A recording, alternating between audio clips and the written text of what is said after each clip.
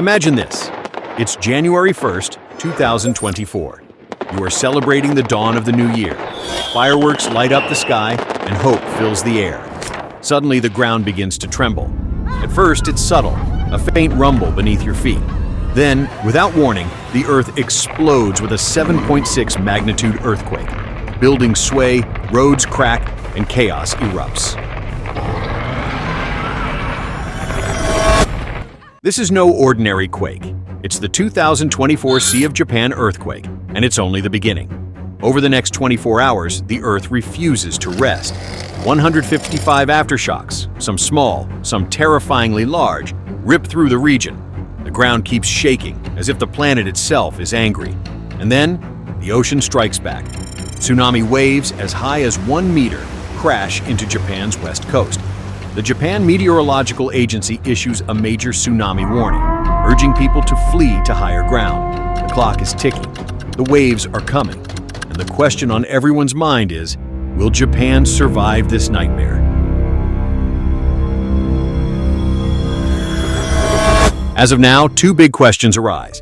First, why does Japan experience so many earthquakes and tsunamis? And second, how does Japan manage to deal with these disasters so effectively? If an earthquake of the same magnitude had struck almost any other country, the death toll could have been in the thousands. Yet in Japan, the number of fatalities remained below 100 by January 5th. How does Japan protect itself in such situations? Let's dive into this in today's video.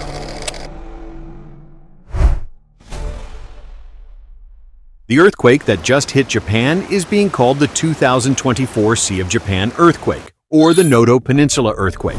You can see its exact location on this map on your screen. The Noto Peninsula, a region in Japan, was the epicenter of the quake. If you remember from school, a peninsula is a piece of land surrounded by water on three sides. This earthquake originated in the Sea of Japan, off the country's west coast, about 500 kilometers from Tokyo. Despite the distance, the tremors were felt in the capital. Now, let's tackle our first question. Why does Japan experience so many earthquakes? The answer lies in its geography. Take a look at this map. It shows the Earth's 16 major tectonic plates. Tectonic plates are the outermost layer of the Earth, made up of the crust and the upper part of the mantle. Heat generated in Earth's core creates convection currents, causing these plates to move slowly over time. When these plates collide, earthquakes occur. Countries located near the boundaries of these plates are the most prone to earthquakes. And the thing about Japan is that Japan sits at a unique and precarious location where four tectonic plates meet: the Pacific Plate, the Philippine Plate, the Eurasian Plate, and the North American Plate. This convergence is the primary reason Japan experiences so many earthquakes. Among these, the Pacific Plate is particularly notable for its high tectonic activity. The boundary of the Pacific Plate is famously known as the Pacific Ring of Fire, an area responsible for the majority of the world's earthquakes and volcanic eruptions. This isn't just true for Japan. Other regions near tectonic plate boundaries, like the United States, also experience frequent earthquakes. For example, the San Andreas Fault in California marks the boundary between the Pacific and North American plates. This fault line is responsible for the frequent and sometimes devastating earthquakes in cities like Los Angeles and San Francisco. In contrast, regions like Australia, Russia, or Europe, which lie in the middle of tectonic plates, rarely experience severe earthquakes. While minor quakes can occur, they are far less frequent and less destructive. And the reason behind this is that these major tectonic plates are made up of minor tectonic plates. And at times, the collision between the major tectonic plates can be felt even in the middle of the plate. But depending on the way that these main tectonic plates collide with each other, various types of boundaries can be formed, such as the convergent boundary, when one plate collides and slips under the other, or divergent boundary, where both plates move away from each other, or transform boundary, when both plates move parallel against each other. Among these, the most dangerous earthquakes occur when convergent or transform boundaries are formed, and the boundary of the Pacific Plate is a convergent boundary. It has a specific subtype known as the subduction zone. These subduction zones cause the most powerful earthquakes because in this type of collision, when one plate collides with another, it goes right under the other, submerging into the mantle. And when this phenomena occurs, as you can see in the video, a deep cavity or hole is formed under the sea on the boundaries of the two plates, which is also known as trench. These underwater trenches are often the deepest point in the ocean. They can be 3 to 4 kilometers deeper than the surrounding seabed. For example, the Mariana Trench, the deepest point on Earth, is located in the Pacific Ocean. This trench is 10.9 kilometers deep. You would have heard about it a lot. But perhaps you might not know that there is a deep trench in the east of Japan, known as the Japan Trench. It is 8.4 kilometers deep. Few countries are as close to such deep ocean trenches as Japan. Look at this map.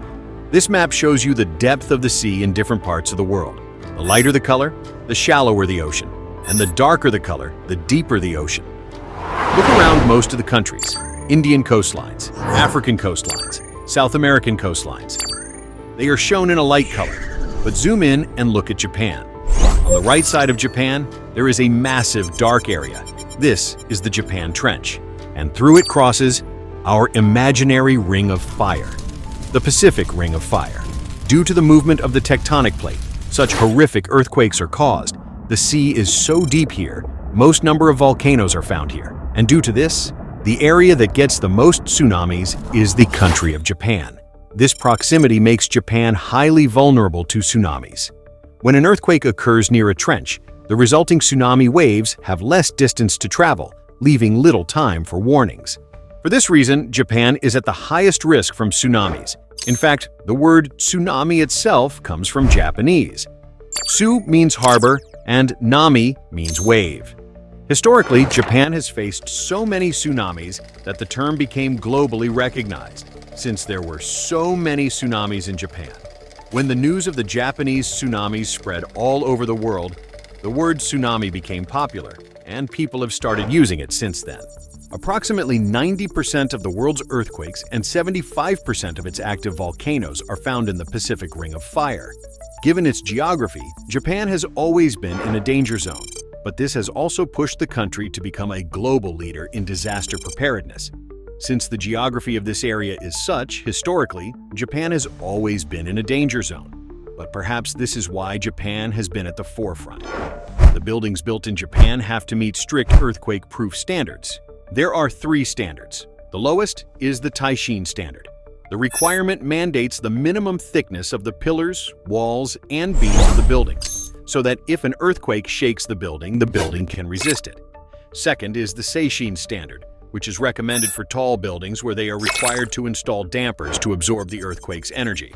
They need to put large, thick rubber mats under the foundation of the building. These rubber mats absorb the vibrations of earthquakes very well. But there is a third standard, which is even more strict, the most advanced standard, the Menshin standard. In this, the entire structure of the building is isolated from the ground. Layers of lead, steel, and rubber are installed so that the building moves independently of the ground. Even if the ground shakes, the building can remain stable. A prime example of this is Tokyo's iconic Skytree Tower, built using the Menshin standard. This is one of the most earthquake-resistant buildings in the city. During the devastating 2011 Tohoku earthquake, which had a magnitude of 9.0, the Skytree Tower remained completely unscathed. On the other hand, Japan has adopted many strategies to protect itself against tsunamis, although they haven't been as successful as those protecting Japan against earthquakes. They have built tsunami-controlled forests, planting a large number of trees to stop the force of tsunamis. They have built coastal dikes, which look like this. These are long structures built of stones. These dikes are very expensive to build, but they can successfully reduce the impact of tsunamis. Apart from these, tsunami evacuation towers are built.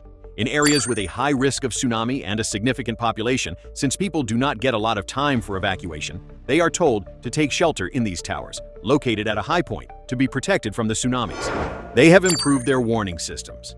Evacuation drills are regularly conducted to help the locals understand what they need to do in case of a tsunami, and how to prepare for rescue operations. And finally, they have built walls near the sea. Sea walls. Japan has a 22,000-mile-long coastline, 40% of which is surrounded by these concrete seawalls.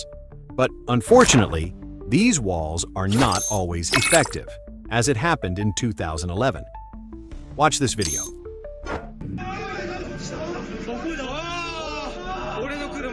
The earthquake that caused this tsunami was the most powerful earthquake in Japan's history. This tsunami caused the Fukushima nuclear disaster too. Nuclear reactors were damaged, leading to radiation leaks that spread over the Pacific Ocean. The 2011 earthquake and tsunami was the most devastating in Japan's history. Around 20,000 people lost their lives in it. After this, their government made their standards stricter. Thankfully, the 2024 disaster did not turn out to be as dangerous and fatal. If you found this video informative, don't forget to hit the subscribe button for more videos like this. And let us know in the comments, where are you from and how prepared is your city for a natural disaster? Thanks for watching.